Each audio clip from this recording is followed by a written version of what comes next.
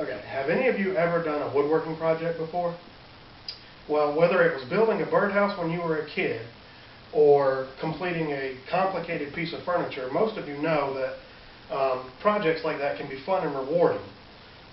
But how much fun would it be if you cut your finger off in the process? I'm sure you can agree that it wouldn't be very much fun if you did something like that. So when you're doing projects like that, safety must come first.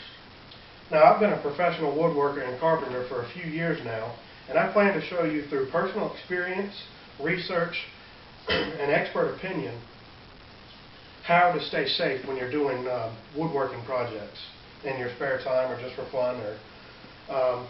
But woodworking projects can be fun and rewarding if you stay safe by using proper planning, techniques, and equipment.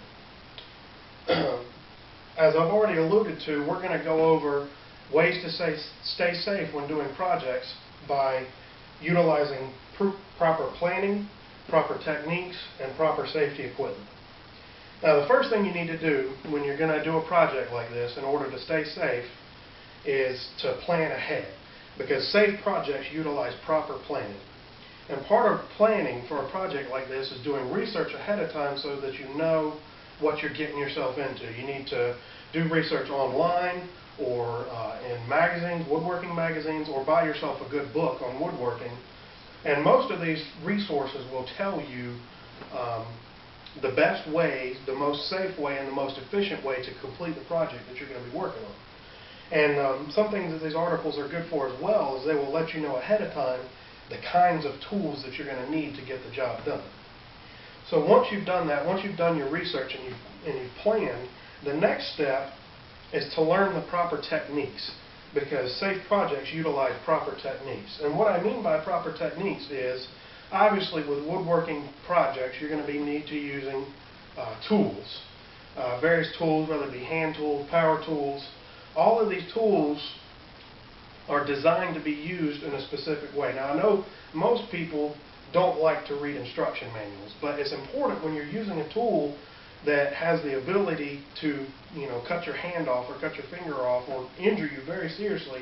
It's important to read the instruction manuals and make sure that you understand how these tools are supposed to be used and the safest way to use them. Now, not only do you need to know how to use the tool, most tools are designed to be used with certain safety guards. Like most saws have guard blades, blade guards that are designed to keep your fingers away from the blades. And those can be annoying, but you need to use them. And that's part of using proper technique. Chris Baylor from About.com reminds us to avoid using drugs and alcohol. Now, while this may seem obvious, you'd be surprised how many people are injured every year by trying to complete projects like this while they're under the influence of drugs or alcohol. Now, the third thing that we need to look at as far as having safe projects is the proper safety equipment, because safe projects utilize proper safety equipment. Now, when it comes to safety equipment, there's three basic areas that you always need to check and make sure that you have protected, and that's your eyes, your ears, and your lungs. And as far as eye protection goes, there's three major kinds of eye protection that you can get. The first one being a face shield. Now, a face shield covers your entire face and is good for when you're doing projects that will have a lot of things flying at your face, because it protects not only your eyes but your whole face. Then another kind of eye protection is goggles, and goggles are good because they enclose your entire eyes. And the third and final kind is safety glasses, something like this. And this is the kind that I prefer because it's the most comfortable and it keeps your face cool. I have a tendency for my face to get hot when I'm wearing goggles, so I prefer the safety glasses because they provide an adequate amount of protection, but they're not aggravating, they don't get hot, and they're comfortable to wear.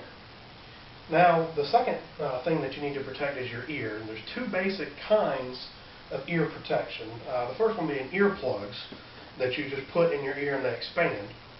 And there's also different types of headphones. There's noise cancellation headphones and things like that. I prefer the earplugs because you can get a package of earplugs for about 10 or 15 cents. Whereas a really nice pair of noise cancellation earphones can cost you somewhere in an area of about $200. The third thing, as far as safety equipment, is proper clothing. You need to wear clothing that is not loose, and clothing that's not going to get caught in the machines. Jeff Strong, the author of Woodworking for Dummies, says that he likes to wear short sleeve shirts or roll up the sleeves on long sleeve shirts.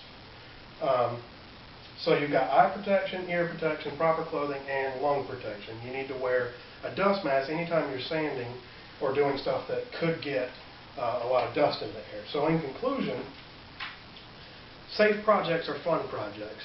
So you need to utilize proper planning, proper techniques, and proper safety equipment, and I wish you guys luck on your next project that you're going to complete.